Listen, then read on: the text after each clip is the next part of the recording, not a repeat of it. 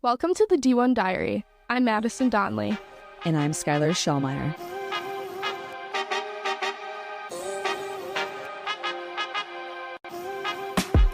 This podcast is to give current and former athletes at the collegiate or professional level the light to share their individual and personal stories about life during athletics and everything behind the scenes. Although the landscape of college athletics is ever changing, we want to give these athletes the opportunity to discuss the real thoughts and effects of what happens inside the minds of collegiate athletes.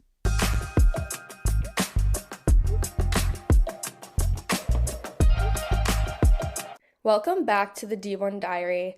Thank you so much, Morgan, for joining us today. Just a little rundown on who Morgan is. We are so lucky to have her. She originally played at Mississippi State and then transferred to UCF for her last 3 years of eligibility. Morgan went on to earn a starting position there and then took home many accolades in 2017. She's also part of the United Soccer Coaches All-Southeast Region First Team, American Athletic Conference Offensive Player of the Year, and attended EKU to get her master's in science and in sport and exercise science and human performance. She then went down the coaching path and was an assistant women's coach at the University of Massachusetts Amherst. And now she's at the University of Houston conducting research for the NCAA, and we are so excited to learn more from her studies. Thank you for joining us. I know you had to take time out of your day to do this, so we really appreciate it. I want to know briefly about your soccer background. I know you started off at Mississippi State and then you transitioned to UCF, but what was that like for you, maybe that transition, and how was your experience at UCF? Wow, that's throwing it way back. I got a Facebook memory that my sophomore year was 10 years ago, and I'm like, whoa. Oh my gosh. Literally sickening. But yeah, so I started at Mississippi State. When I first committed, I was 15. This was before the rules changed to where you could be recruited before you were a junior. So I had people on my team committing like 8th, 9th, 10th grade, which is ridiculous. So that was actually a good rule change. And I think I kind of got overwhelmed with the whole SEC experience of the football, and they brought us on a visit to where it was like they were playing Texas A&M, and the whole experience. I was just so captivated as a young girl. So I actually committed to Mississippi State while I was on my visit, and I was like, this is it. This is where I want to be, which at the time, I'm a big believer everything happens for a reason, but I guess I didn't really take into consideration all the things that go into being a college athlete. I was just like so obsessed with the school and just the environment. So my first year, the head coach brought in 22 freshmen, which, Madison, I know you play soccer. 22 freshmen is absurd. So, hello, red flag number one. And I think what I thought it was going to be like and what it was actually like were completely different from each other. And after my first year, I actually graduated high school early. So I was at Mississippi State for a full year, but it was December when I decided to transfer. And I don't know, it all kind of happened really fast. I visited a few places, and then UCF, is a very high level soccer program. And back then UCF isn't what it is now. It wasn't Big 12. It wasn't, a hot place to be. It was kind of up and coming. So I think one thing that I loved about UCF that I always said my senior year is we helped build this. And this is a place where we left our mark, we left our legacy. And 20 years from now, when my kids and my grandkids are along, we can look at UCF that's going to be a powerhouse and be like, yeah, I went there, we built that, we made this. So that was a really cool experience for me.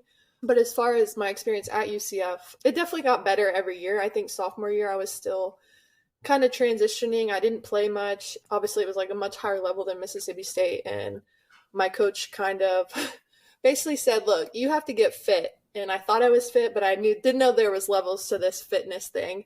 And I really committed to my fitness the summer before my junior year. I got really fit. And then I went from hardly seeing 10 minutes a game till my junior year. We played University of Florida, and I started that game, and I scored 2 goals, and I started every game of my career after that. So it was kind of like one of those stories where, you have to keep consistent, work. And then when you get that opportunity, really take advantage of it. And it led me to all conference my junior year. And then my senior year, I was player of the year in the American. And then it's just like one thing after another. I really learned the definition of what it looks like to really work hard at something and then reap those benefits. But I loved UCF. I still love UCF. It's just so awesome to see the success that they have now. And seeing them be a Power 5 school is just the coolest thing ever. I still have a great relationship with the head coach there.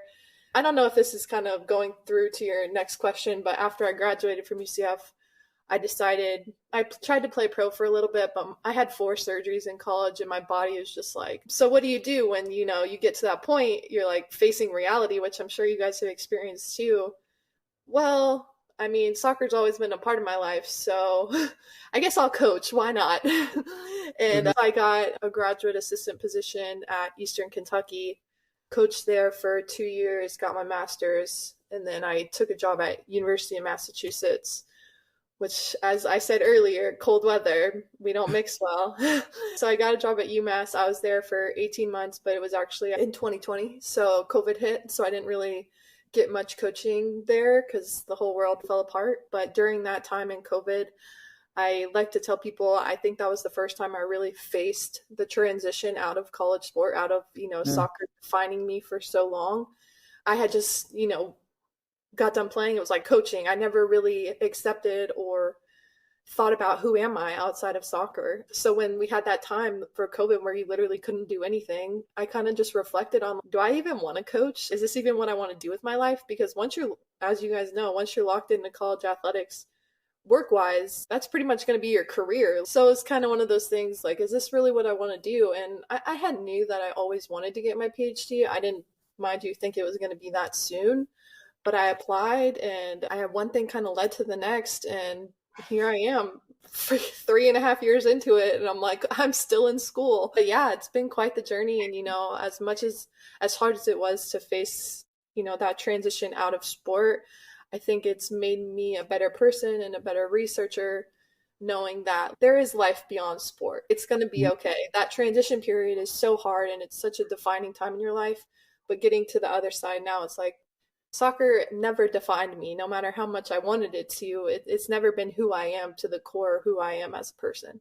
So I think that is a popular red flag. When a coach recruits over 10 girls for a single class, you can kind of assume some people's scholarships are going to get dropped or people are going to get cut from the team.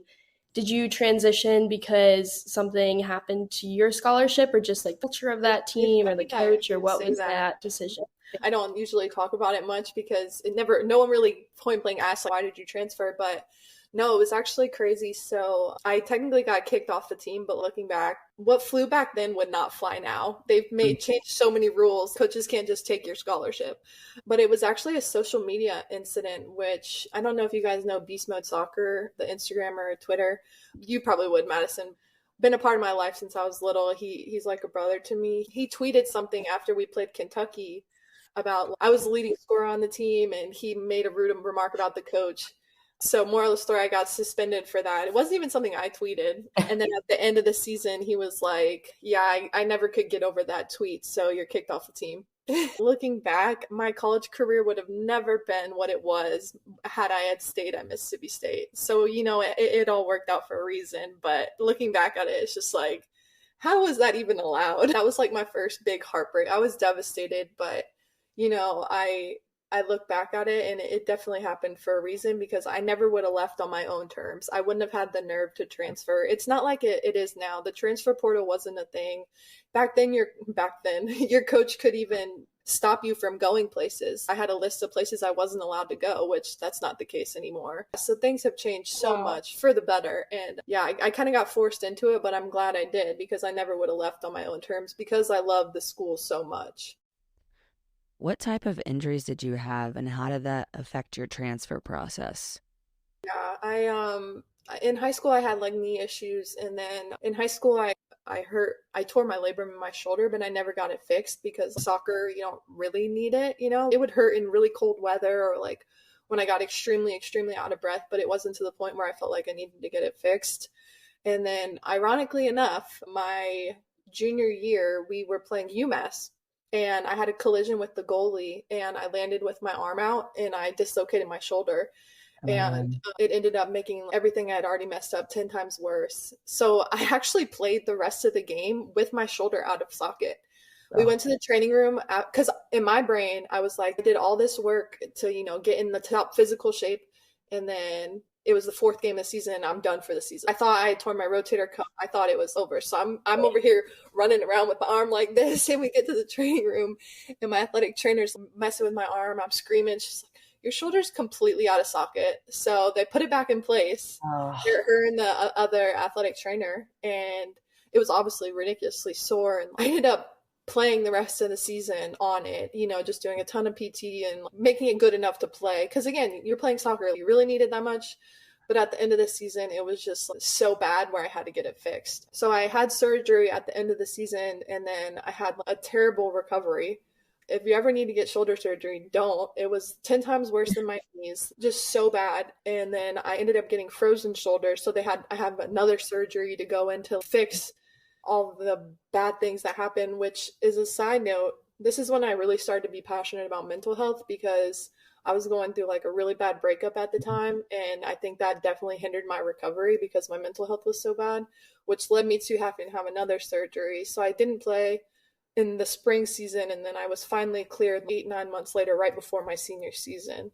And then it was like, nicks and bruises there. I had to get a knee surgery, arthroscopic, clean up the meniscus, and some PRP injections. And then by the end of my senior year, it was before every game I was getting shot up, which is so bad. And I think about my knees now, and I'm like, no wonder they hurt every freaking day. What was that doing? But you guys know how it goes. For the love of the game.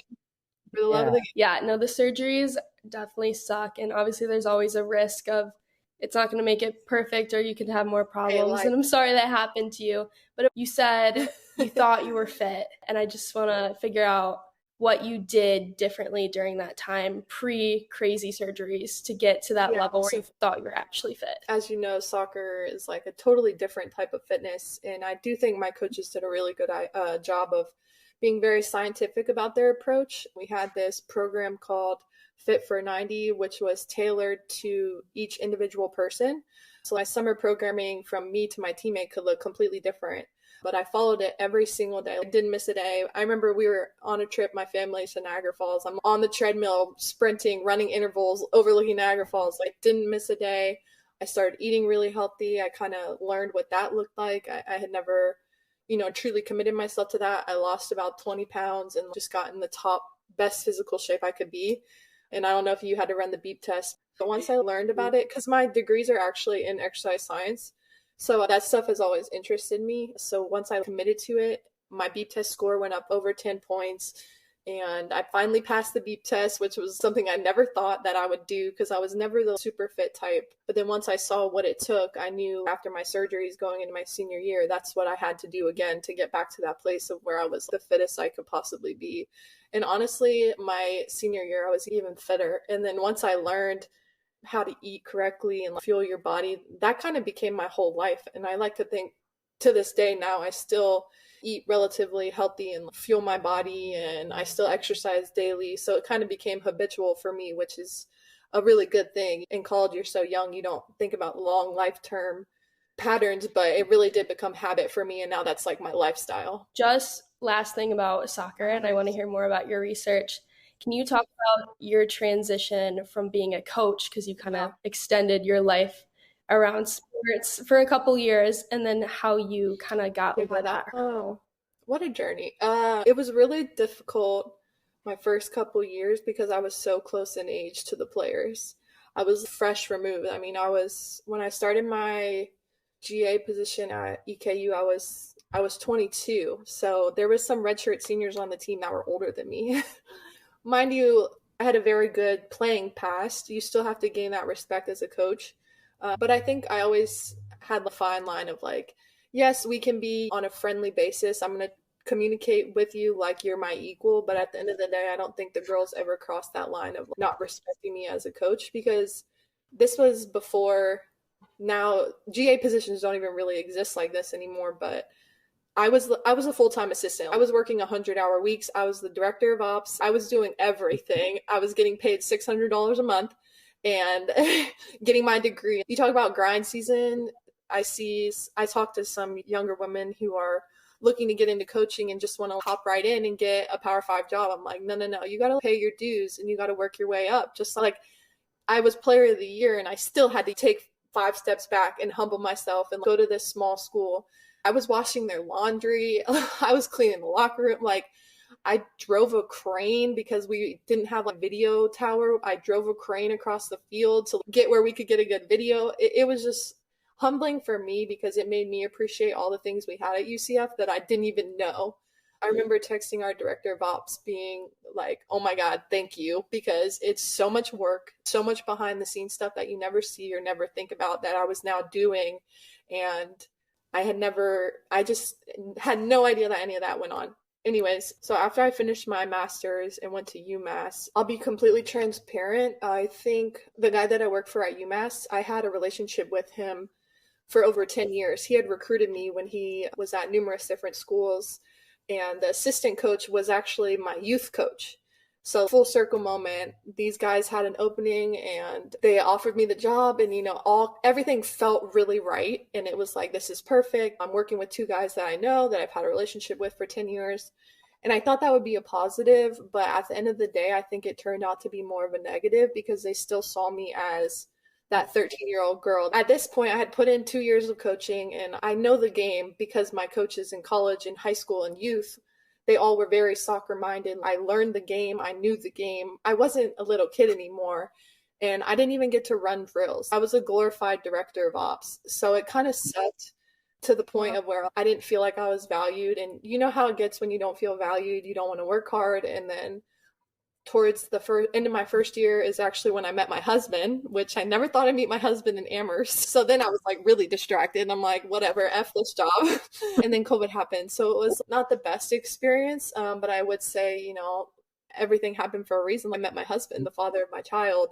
So even though it didn't pan out to what I wanted to do or what I wanted it to be career-wise, it happened exactly how it was supposed to because it led me to my true purpose. But I love coaching. I still miss being on the field, and I love the relationships with the young people. But now I just get that through teaching and, in a different light. So I think I'm still following that purpose of mentoring young people, but not on the soccer field anymore. I wanted to circle back to your statement about coming to the other side of it. You're a player. You don't really realize like how many of these things happen that make your game happen. You make things function smoothly. But so I just started working in college athletics as well. So I went to Northwestern, and then I am now at UIC as an academic advisor. And I'm like, what the heck is going on? You really, truly don't know what all goes on behind the scenes. Especially on the academic side. 100%. Now I look back to my relationship with my academic advisor, and I'm like, damn, I really did text her at 8 p.m. at night. That's really bad of me. That's happening to me now. And I'm like, what the hell? It really is a crazy experience. I like to say you never have any off time. My husband works in college athletics still, and he gets home and the players are texting him like 8, 9 o'clock. And I'm like, hello, I haven't seen you all day. They'll be okay till tomorrow. But as you know, you love these kids. Just like I did when I had my players, I'd still drop everything at the drop of a hat for my players if they call me. So it really, I think after COVID happened, I realized I didn't want that lifestyle anymore. I didn't want my whole life to be wrapped around soccer anymore. I was ready for that next step of I always knew I wanted a family. I knew I wanted a husband and kids. And I don't personally think it's doable for a husband and wife to both be in college athletics unless you're somehow get at the same school at the same time. My husband, that's your thing. I'll have my thing. We're good. So, okay, transitioning to your research that you're doing right now. So you're getting your PhD. I think I heard somewhere, read somewhere, or even it was from Megan that it was on the athlete transition. Can you kind of just talk more about what interests you in that and how you got involved and what that process was to start doing that research? Yeah, so a lot of people don't know this, but when you go to apply to a PhD, it's not like your master's or anything. You have to basically match with a professor before you even apply. A professor that's going to be your mentor. They're going to help you through the 4 years. Your research goals are really aligned. And then I had interviews with him to make sure it was a good match before I even applied to the school. So I knew that I always loved Houston. I loved when we played at Houston. I actually had a job offer from University of Houston to coach before I went to UMass. It was between UMass and UH. So I met with the professor. We hit it off, and he's like, I'm game for this if you're game for this. You're going to have to commit the next 4 years. I'll commit to you. And it's a whole big deal. He did a lot of research on transitioning from the workforce to retirement and the role that sport plays on in that. So I told him, I was like, I had a really hard transition out of college sport, and I know a ton of people that are struggling with the same thing from my team, from other teams. I was also president of SAC when I was at UCF. So all those connections I had from SAC and across the country, I knew that pretty much every single person that was graduating and going through this transition was going through the same thing. And in my mind, when I went to apply, you don't really know what your research is going to be because that kind of evolves to its own thing. But I knew that I wanted to help student athletes transition. I wanted to make their transition easier. So what does that look like? I'm still figuring it out. But my long-term goal is to create a course that student athletes and only student athletes have to take before they graduate, because schools try to do programming, but it's all optional. So like, I know you're not going to get a football player who thinks he's going to the NFL and going to make millions coming to that. This is a course that they all have to take, just like we had to take when we were freshmen, that talks about what is your social life? What is your social identity? What is that going to look like after you graduate? How do you deal with finances? Which that's a whole nother story now that NIL is a thing, but what does buying a house look like? Buying a car? How do you pay your taxes? And then do you know how to make a doctor's appointment? You'd be shocked how many student athletes don't. I personally had no idea it was going to be an issue before I graduated. It's things you don't know, until you go through it. So that's my long-term goal. Now, in order to get there, there's a lot of steps.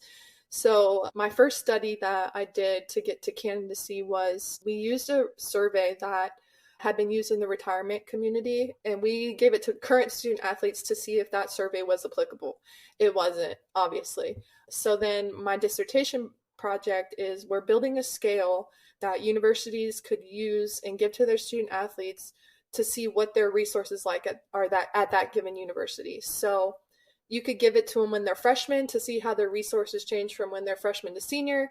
Or what I want to do is I want to give it to a current student athlete, and then I want to give it to an athlete who has recently transitioned out and see how, once you lose those resources, what does this look like? So in order to get to the point where I want to get a course going, I kind of have to have research data backing it. So my whole dissertation project is about basically building this scale, and it was actually funded by the NCAA, which was really freaking cool. So I'm still doing data collection. So if you're listening to this and you're a student athlete and you want to take my survey, you'll get a $10 gift card. I'm having trouble with this round of data collection because I've already done 1,500 participants. So I still need 300, and these last 300 have been a struggle. So once we finish with data collection, hopefully the survey will be finalized. And now we've created this, we call it the Student Athlete Resource Inventory. We've created this, and now it's something tangible that athletic departments can use to measure the resources they're providing for student athletes. Now, hopefully, ideally, it gets utilized. And then I have the data saying, okay, well, student athletes who have just transitioned out, they don't have these social resources, these mental health resources, these physical resources, these financial resources anymore. How can we better help them while they're still in our care? Because I don't know if you guys felt this, and this isn't even a knock on UCF. I think this is just the college environment in general. Once you graduate, you're kind of just like, see ya. You gave me 4 or 5 years. Best of luck to you. I hope in 10 years you can donate some money, but they just throw you out into the woods. If we can better help those student athletes and prepare them for life after sport, not only is it going to help the university long term, because if they had a good experience, they are going to donate. They are going to help you recruit. They are going to say good things about the school, but they'll be better prepared citizens. I know you have 300 more people to go. How did you come up with the number 1,800? It's actually 500 and 300 for this specific study. But the first study I did that I told you about with the retirement, I had 1,000 for that one. There's this whole statistical analysis, an exploratory factor analysis, and a confirmatory in order to have counted research. So that's just what research says. You need 500 for this. You need 300 for this. I wish it wasn't that many, but you want it to be legit, you know? Of course. And then are there any trends you've seen, or did you have to come up with like hypothesis, and then have you seen those So I come basically true did yet? like a super extensive literature review, and any survey that I could find, we basically included it. We started with 400 items and we narrowed it down for, okay, is there research backing that this is applicable to student athletes? There's research backing that this is. So we got it down to 65.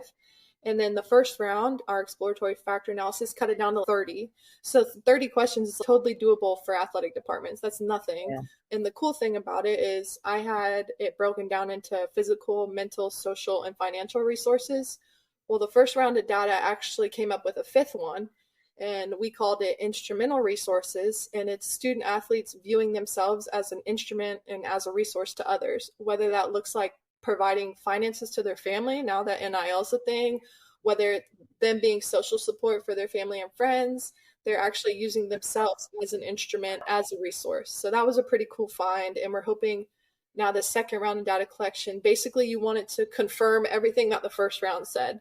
So it's more legit, basically. So it's science backed. It's not proven, because you don't like to use that word in science, but it's legit, and it's something that we've done countless statistical analysis on to show this is legit, this will work, use it. Just circling back to your finding on athletes viewing themselves as instruments, that's super interesting. I don't know if from your research that's tied to purpose, but I think when your entire identity is in sports, maybe that is tied to purpose and viewing yourself as then an instrument to serve others in one way or another. There's quite a bit of questions that talk about your purpose and your identity, and pretty much all of them fell in that instrument bucket. So it's really interesting, and like that in itself could be its own study about why do student athletes view themselves this way. It might evolve to that, but right now I'm just trying to graduate. It's good that there's future direction, because when I go to apply for jobs, it's like, well, what are your research goals? Well, I got this, and this that I still want to figure out. I wanted to circle back to the athletics programming. And I think you made such a good point about, yeah, these schools have programs for these athletes to attend, but none of it is mandatory. And it's super frustrating. UIC just had a program on the transition out of athletics, and we had Jonathan Orr come, and he played for the Titans, but he gave a super, super great speech, but we had like 10 people there. There was like no one there. And it's like, if the athletic director won't make it mandatory, we're not helping anybody. Right. We had quite a bit of that at UCF, but I will say they did a good job of making some of it mandatory, like the resume building workshops and stuff like that. It was a graduation requirement. You had to go to at least one of this, and this, which is good. It's a good step, but it's still not enough.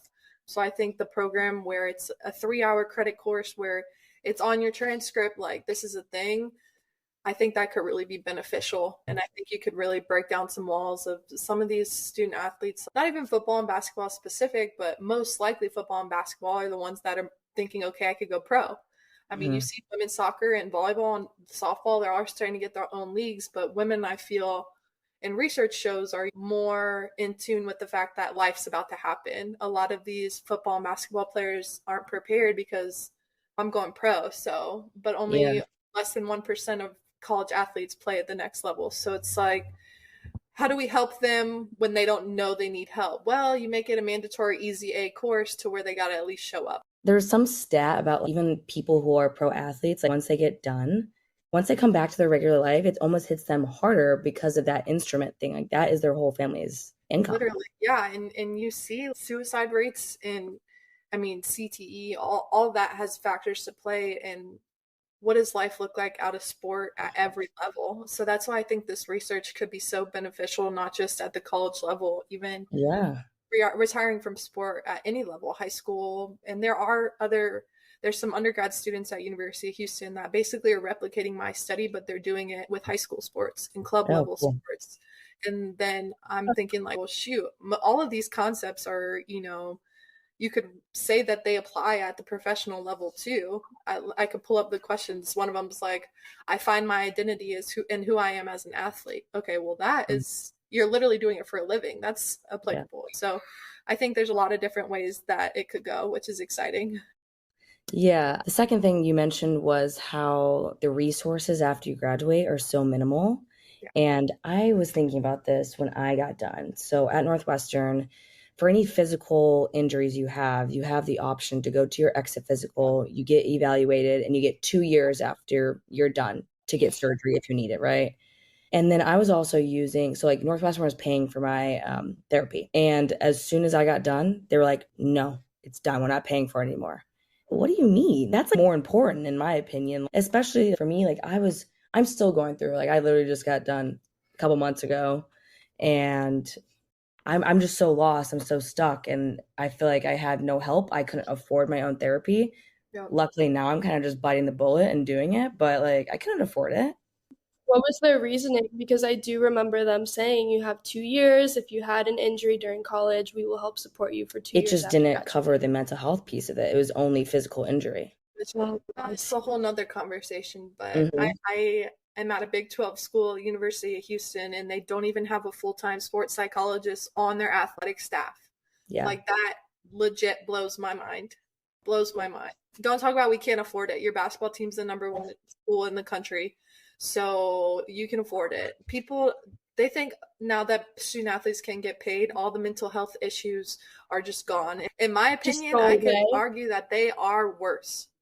Yes, so yeah, much go worse. ahead. I was going to say, what would life look like if for 2 years after graduating, you had access to not only physical therapy, but then Mhm. mental health therapy and an advisor to help you figure out a budget for your first entry level job and any loans you needed to take out for following education and how to do your taxes? Like, what if you did have that support better? I agree. I will fight this to my very last breath. I know quite a few people who are fighting the same battle as me, but it's not fair.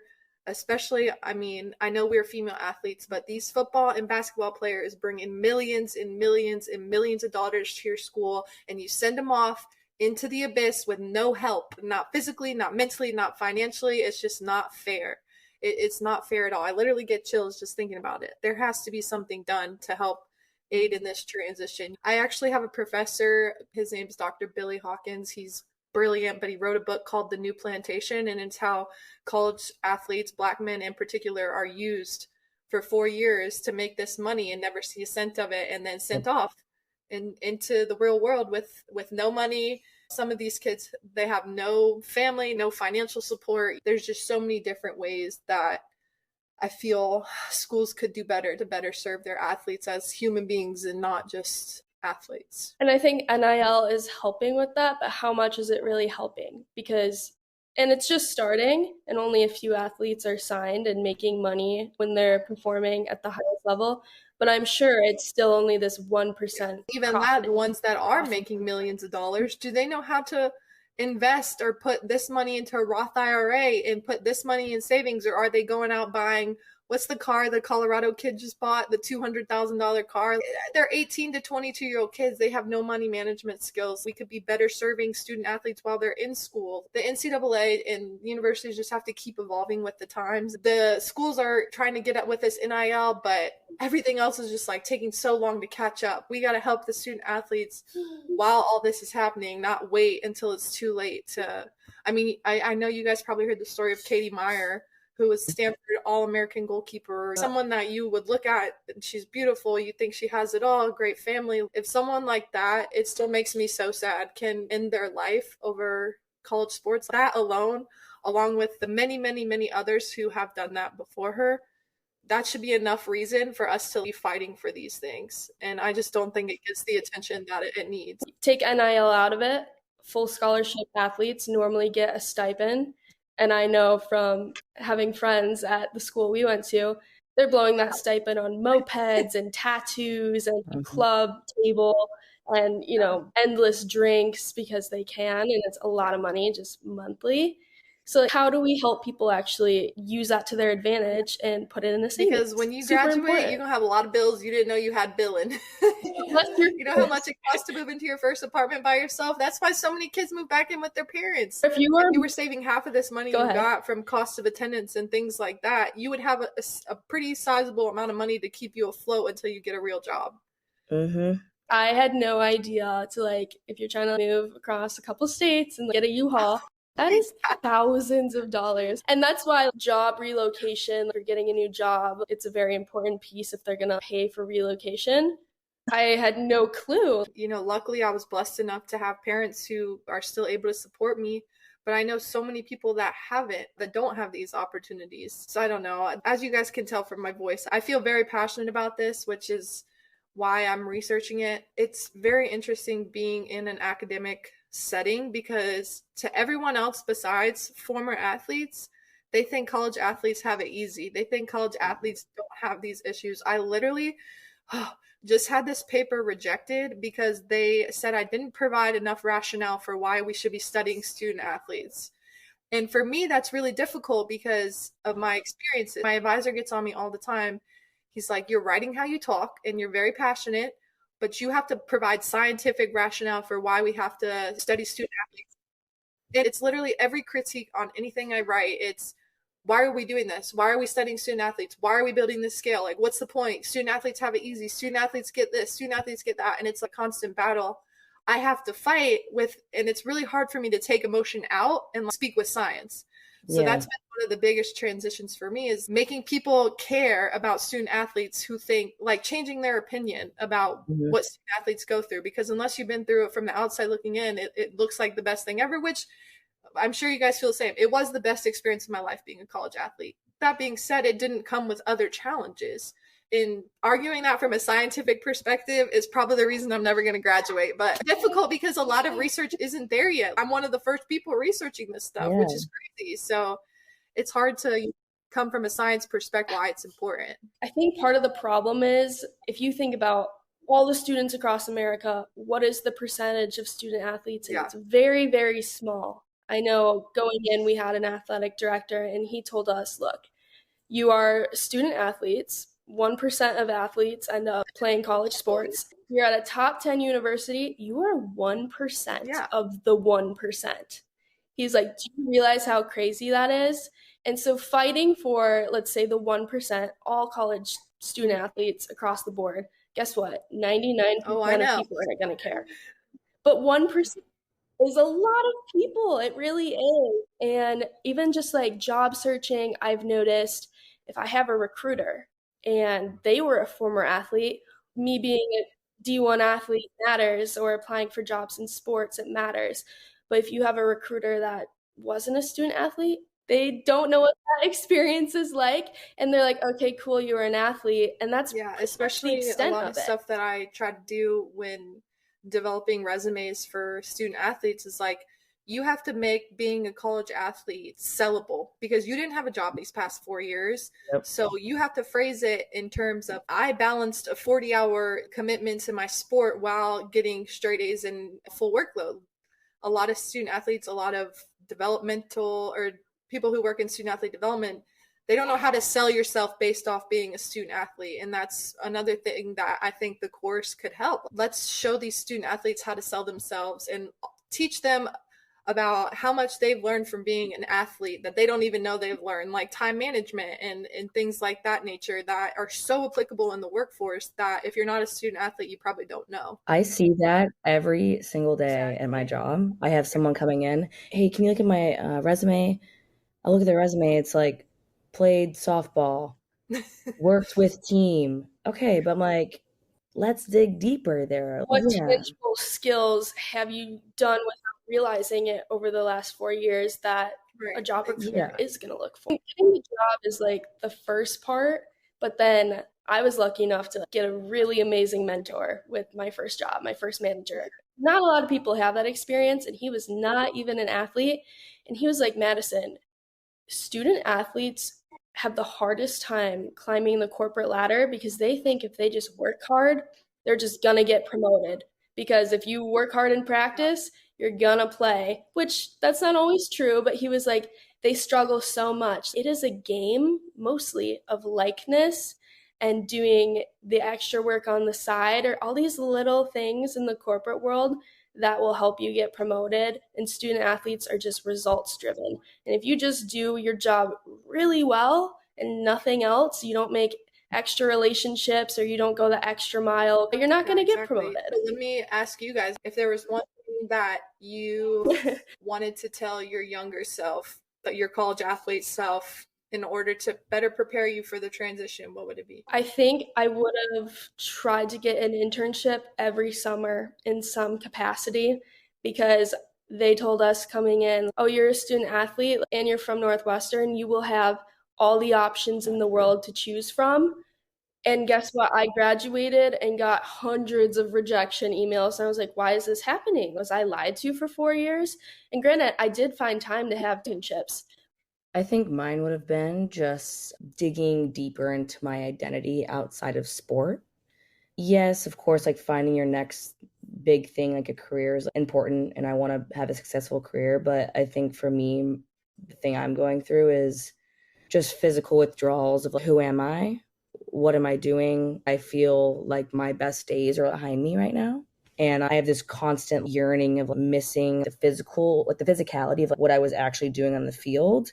And then in combination of walking up to somebody and being like, hi, I'm Skylar. I play softball at Northwestern. That's fucking badass. And I'm not feeling that same thing about saying, hey, I'm Skylar. I'm an academic advisor. I wish I would have spent more time in college figuring out who am I that's not performance based and it's not going to be ripped away. It's just constant, you know? Losing the title you've worked 10, 15, 20 years on is so difficult. And unless your next step is higher education and you're going on to be a lawyer or doctor and you have this easily replaceable, well respected title, I think it's really, really hard because you might not be super passionate about one, what you're doing, but two, no longer are you on this pedestal with the title. And that's hard to What navigate. you're saying sounds exactly like how I felt. So just find comfort in the knowing that you're not alone. And these are totally normal feelings that everyone that I know that was a high level college athlete has felt. And those thoughts that you're having, they kind of evolve with time. I'm getting a PhD, but that's not me. That's not who I am. You know what I mean? I'm a mother, I'm a lover, I'm a sister. And who you're going to be in 5 years, 10 years is completely different than who you are now. And I look at those years of 22 to 26-ish are the most formative years of your life. You're going to, especially coming out of being a college athlete, you just have to try new things and get out of your comfort zone, because it took me having COVID to really dive deep and address that trauma. And who do I want to be in this world? What do I want my life? What do I want people to say about me when I die? You know, those feelings, you never fully get to a point where I don't feel passionate about anything like I felt passionate about soccer. And it took me a while, besides being a mother, but until I became a mother, I didn't feel any passionate about anything. Even my PhD, which I'm pretty passionate about that, I'm like, it's still not soccer. It's not soccer. Nothing will ever be soccer. And I think I had to let go of nothing will ever replace soccer or those experiences. And I can't want it to, because it never will. And looking for that longing of, well, what's going to replace soccer? What's going to replace? It's never nothing. That experience in my life was the best 22 years of my life, but it's closed. And it will always be what it is, if that makes sense. I don't know if I'm making sense. But No, that's such a good point you just made. And I have a lot of clarity now that you said that, because I'm dealing with that now. I'm like, okay, what's my next thing? I've been in your exact shoes. What's going to bring me fulfillment? Why don't I feel how I felt as a college athlete? Am I nothing now that I'm not a college athlete? Do I even matter? Am I still cool? It's just about diving deep in being an academic advisor, whatever path you want to be on, whether it's being an AD. Even if you get to that point of your career goal, you're still going to feel this, well, I don't feel fulfilled yet. Thing is going to replace that feeling of what softball did for you. So it's just about processing, and that's not me anymore. That chapter's closed. It was who I am, but I have to let go of it, because nothing's ever going to come close to what that feeling is. And you just find fulfillment and joy in other things, like being a mother now. I love being a college athlete, but nothing in this world comes close to being a mother. And I think it took me becoming a mother to see that, okay, well, soccer's over and that identity of myself is over, but I've been reborn as a mother. And it may not be motherhood for you guys. It may be you find something really you're super passionate about in exercise, or even your job even. It's just about not letting that become your identity again. It's like soccer, softball was your identity, but now I'm going to find my identity in who I am as a person, who I want to be as a friend, as a daughter, as a sister. You just learn how to kind of constantly evolve that identity and realize, if you take anything from what I've said, that identity is over with and we're moving on to become whoever I'm meant to be. Just listening to this podcast, and I don't know if this will help inform any future research of yours, but it was by Jay Shetty. He's pretty famous. He was a former monk. It was a podcast on confidence, and he said something that was along the lines of, your confidence is most stemmed from having a high value skill. It's actually not the way you dress or the way you eat, or if you're super attractive, or if you go to the gym every day. All of those things help, but really it stems from having a high value skill, and that's open for interpretation, but certainly is your sport. But he was like, it can be your job, it can be baking, it can be painting, but like taking the time to get really good at one thing and being proud of it really helps your confidence. And maybe now it is motherhood, because motherhood is so hard. Maybe that's your new high value skill, but I No, thought that was I like that a super lot. interesting. I like that a lot. I don't know, you guys. Life, you just keep figuring it out day by day. I think that's the hardest part of transitioning out, is just letting go and being okay with not knowing who you are anymore and just like, sitting in it. It's scary. I always tell my younger friends that have recently graduated, like, live alone if you can, if it's possible for you, because living alone from 22 to 27, you're forced to just sit in your shit, for a lack of better words. I think when you're so surrounded by teammates in college, you're always with people. That's one of the things I miss most, just walking into your friend's room on a random Tuesday, being alone for the first time and truly having to sit in, like, oh my gosh, who am I? What are these decisions that I've made? How did I get here? I think that's why it's such a transformative time in your life, because you really just have to sit in who you want to be in for the first time. You don't have anyone telling you where you need to be, what you need to be doing, what you need to be eating. You get to make those decisions for yourself for the first time. I think you just put a bow on this whole conversation. We had like 3 more questions, but you literally hit all of them. And we were going to ask, what's your biggest piece of advice you have? But you already got it. You nailed it. So we wanted to thank you again for your Appreciate you guys. thoughts. Really good talk.